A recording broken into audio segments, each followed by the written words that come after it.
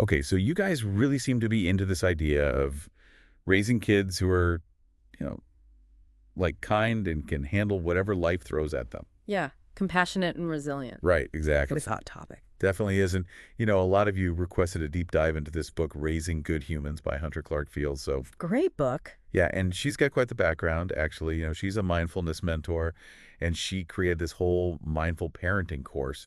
And she even has her own podcast, the Mindful Mama Yeah, podcast. she's like a mindfulness guru. Yeah, so let's dive into this mindful parenting thing. What is that all about?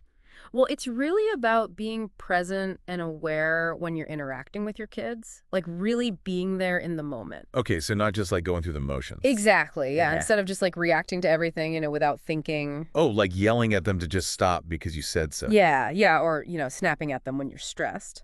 Mindful parenting is about taking a pause and choosing how you respond. So basically hitting the pause button on autopilot. Egg. I like that. I like that. So the book, it stresses this whole thing about having a strong connection with your kids. How does that fit in with mindful parenting? It's actually like the foundation of it all. Oh, really? Yeah. Like in chapter 3, it's called The Power of Presence.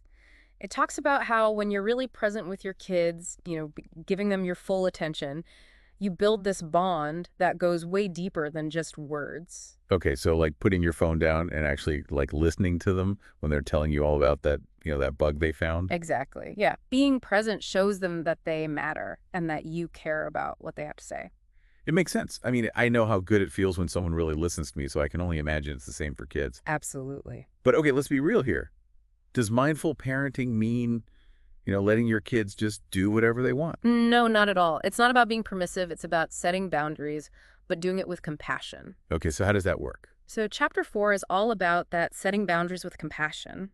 It talks about setting clear limits for kids, but instead of punishing them, you try to understand why they're acting that way. Okay, can you give me an example? Sure.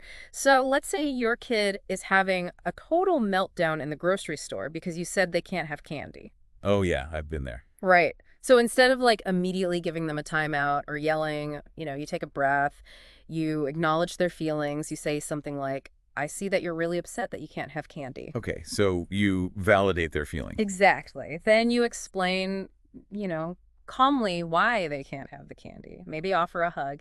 It's about teaching them how to deal with those big emotions in a healthy way.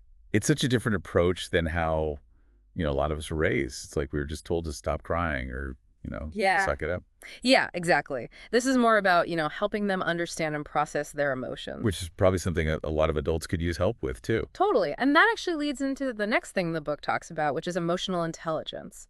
Oh, yeah, the summary mentioned that.